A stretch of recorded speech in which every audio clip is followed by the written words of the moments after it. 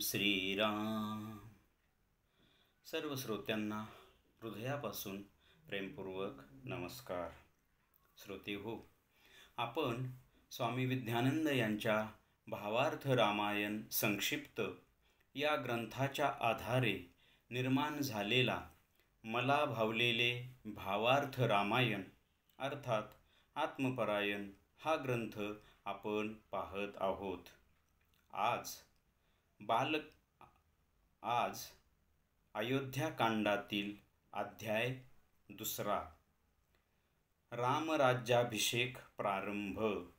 ओम श्रीराम. राजा दशरथला असे वाटू लागले की श्रीरामाला राजसिंहासनावर बसवावे. मग राजा दशरथ वशिष्ठासह सर्व ऋषींना आमंत्रित करतो व राजसभा भरवतो. त्या राजसभेत हा प्रस्ताव मांडतो. त्याला मग सर्व प्रजाजन व ऋषीमुनी मान्यता देतात. मग वशिष्ठ मुनी राज्याभिषेकाचा मुहूर्त ठरवतात. त्यानंतर अयोध्या नगरी सुशोभित केली जाते व पुढे मग पुण्याह वाचनादी विधींना सुरुवात होते. परंतु राजा दशरथाला स्वप्नात अपशकुन होतात. आता आपण साधकाच्या दृष्टीने पाहू. साधकाचा शुद्ध झालेल्या अहंकाराला म्हणजेच दशरथाला सुद्धा असे वाटू लागते की आता साधकास आत्मसिंहासनावर बसवावे. म्हणून तो सर्व संस्थांना म्हणजेच मन, बुद्धी, चित्त, प्राण, त्रिगुण वगैरे व पेशींना म्हणजेच प्रजाजनांना विचारतो. कारण हे कार्य सर्वांच्या अनुमती म्हणजेच शुद्धीशिवाय होणार नाही. ते सर्वजण शुद्ध झाल्यामुळे अनुमती देतात. मुळात या सर्वांचा प्रमुख हा अहंकार असतो. तोच शुद्ध व उत्क्रांत व्हावा लागतो. तेव्हाच तो हे सर्वांसमोर निवेदन करू शकतो. त्यांच्यासमोर तो हे मांडू शकतो. अशा प्रकारे सर्वांच्या अनुमतीने आत्मसिंहासनी आरूढ होण्याचे ठरले आहे. परंतु हे महान कार्य सद्गुरूशिवाय होणार नाही. कारण या सगळ्यांचा करता धरता सद्गुरूच आहे. परंतु साधक जीवन एवढे सरळ, सहज व सोपे असत नाही.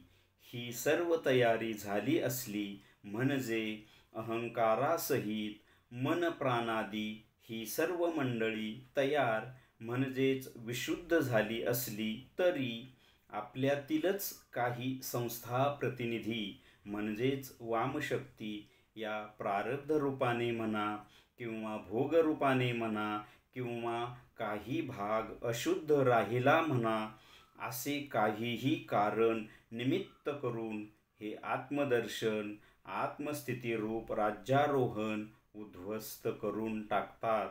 आणि साधकाच्या जीवनात अशा घटना अनेक वेळा घडतात. आता या अध्यायाचे आपण थोडक्यात सार पाहूया. इथे कथेमध्ये राजा दशरथ श्रीराम प्रभूंना राजसिंहासनावर बसवण्याचं ठरवतात. सर्व ऋषीमुनी प्रजाजना यांच्यासमोर तो प्रस्ताव मांडून त्याला मान्यताही मिळवतात. राज्याभिषेकाचा मुहूर्तही ठरतो. परंतु राजा दशरथाला अपशकुन होतात. म्हणजेच काहीतरी विघ्न किंवा काहीतरी कमतरता निर्माण होते. आता हेच जर साधकाच्या दृष्टीने पाहिले तर साधकाचा अहंकार आपण मागेही पाहिले की साधकाचा अशुद्ध अहंकार म्हणजे रावण. तिथे आत्मसाक्षात्कार होऊ शकत नाही. व साधकाचा शुद्ध अहंकार म्हणजे दशरथ. म्हणजे जिथे दशरथ आहे तिथे श्रीराम आहे.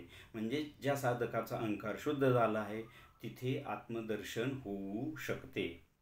तर तो साधकाला किंवा साधकाच्या जीवाला आत्मसिंहासनावर बसण्याचे ठरवतो व त्यासाठी अंतरंगातील सर्व संस्थांचे म्हणजे मन, बुद्धी, चित्त, प्राण, त्रिगुण, पेशींपेशी म्हणजे जिथे प्रजाजन, या सर्वांची अनुमती म्हणजेच ह्या सर्वांची शुद्धी झाल्याशिवाय आत्मसाक्षात्कार होऊ शकत नाही. ह्या सर्वांची शुद्धी झाली आहे, सर्वांची परवानगी ही मिळाली आहे. परंतु हे कार्य कोण करून देतो? तर सद्गुरू. त्याकरता काय? तर साधना, अनुग्रहित होणे, गुरुप्रणित साधना करणे, तळमळीने साधना करणे, गुरूंची कृपा होणे. मग गुरूंच्या कृपेनंतर या सर्व गोष्टी, या सर्व अंतरंगातील मंडळी शुद्ध होतात आणि मग साधकाला आत्मसाक्षात्कार होतो. ही मंडळी तयार पण होतात, परंतु काहीतरी राहून जातं. म्हणजे साधकाचं प्रारब्ध शिल्लक असेल, त्यात जर वाईट किंवा चुकीच्या गोष्टी समोर येणार असत्याल किंवा त्याला त्याचं काही भाग अशुद्ध राहिला असेल, अशा कुठल्या तरी पद्धतीने ते आत्मस्थिती मिळवण्याचं राहून जातं. म्हणजेच साधकाने किती जरी प्रयत्न आपण केला तरी अंशिक भाग जरी अशुद्ध राहिला ना तरी आत्मसाक्षात्कार होत नाही. पहा, इथे एक उदाहरण मला असं द्यावंसं वाटतं. म्हणजे आपण शुद्ध साधना करतोय, आपल्याला आत्मसाक्षात्कारी सद्गुरू मिळालेत, आपण तळमळीने साधना करतोय, गुरूंची कृपाही होते, तरीही आपल्यामधील थोडी जरी वासना शिल्लक राहिली, किंचित जरी वासना शिल्लक राहिली, तरीही आत्मसाक्षात्कार आपल्यापासून दूर जातो. आणि हे असंच नेहमी साधकाच्या जीवनात हजारो वेळा घडतं. म्हणून तर मी नेहमी हे उदाहरण देतो की तुकाराम महाराज म्हणतात की क्षणोक्षणी आम्हा युद्धाचा प्रसंग, अंतर्बाह्य जगाने मन. इथे एक उदाहरण असं द्यावंसं वाटतं. राजा जडभरत एक सम्राट, सार्वभौम राजा होऊन गेला आणि त्याच्या राज्यात अशी परिस्थिती होती की त्याच्या राज्यात कशाचाही तुटवडा नव्हता. ज्ञानेश्वर माऊली मदालसा या काव्यप्रकारात त्या राज्याचं वर्णन करतात.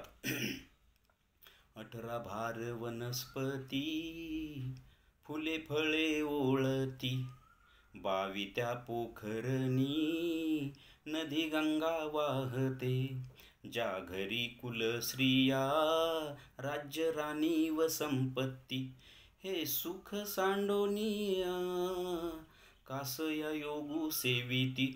हे सर्व 18 भार वनस्पती म्हणजे असं कुठेही पाहायला मिळत नाही. सर्व प्रकारच्या औषधी, जीवनाला सगळ्या 18 भार वनस्पती या सृष्टीमध्ये असतात, त्या त्याच्या राज्यामध्ये होत्या. 22 पोखरणी म्हणजे नदी, बारवा, सरोवरे, तळे, आणि नदी त्याच्या राज्याच्या मधोमधून गंगा नदी वाहत होती आणि ती अखंड 24 तास भरलेली असायची. घरी कुलस्त्रिया, राज्य, राणी व संपत्ती. म्हणजे आता याचं काय वर्णन करावं. असं असूनही तो जडभरत, त्याला वैराग्य निर्माण होतं आणि तो आत्मसाक्षात्कारासाठी, मुक्तीसाठी ते सर्व राज्य सोडून अरण्यामध्ये संन्यास घेऊन निघून जातो.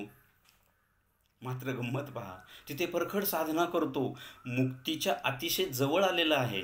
आणि एक दिवस असं घडतं की एका तळ्यामध्ये तो स्नानासाठी जातो. तिथे एक हरिण येते आणि त्या हरिणीची शिकार करण्यासाठी तिथे एक प्राणी येतो, वाघ येतो थोडक्यात, आणि ती वाचण्यासाठी पळते आणि तेवढ्यात तिची प्रसूती होते. ते हरणीचं पाडच तिथं पडतं, हरिण पळून निघून जाते. मग जडभरताला प्रश्न पडतो, तर काय करावं, त्याला कसं मरू द्यावं. मग ते त्या पाडसाला घेऊन त्याच्या कुटीमध्ये येतो, झोपडीमध्ये येतो आणि त्याचं पालनपोषण करतो. त्यासाठी त्याला मग दूध, काय जे जे आवश्यक आहे ते पुरवतो आणि त्याचा त्याला लळा लागतो. म्हणजे मुक्तीच्या जवळ गेलेला जडभरत हरणामध्ये अडकतो आणि प्राण सोडतो. शेवटी त्याला पुढचा जन्म हरणाचा घ्यावा लागतो. तो हरणाचा जन्म संपल्यानंतर त्याला मुक्ती मिळते. म्हणजे थोडं जरी वासना शिल्लक राहिली तरी आत्मसाक्षात्कार दूर राहतो. आणि आपल्यासारख्या सामान्य साधकांच्या जीवनामध्ये तर अनेक गोष्टी, अनेक वृत्ती, काम, क्रोध, लोभ, मोह, मद, मत्सर, ह्या तर क्षणोक्षणी आपल्यावर हल्ले करतात. तरीही घाबरून जायचं नाही. इथे सांगितले अध्यायामध्ये की आत्मसाक्षात्कारी सद्गुरू आपल्या पाठीमागे जर असतील ना तर या सर्व गोष्टीतून आपण पैलपार होऊ शकतो. आता आता पुढे काय होतंय ते आपण पाहूया. श्रीरामार्पणमस्तु. हरिओम तत्सत. ब्रह्मार्पणमस्तु.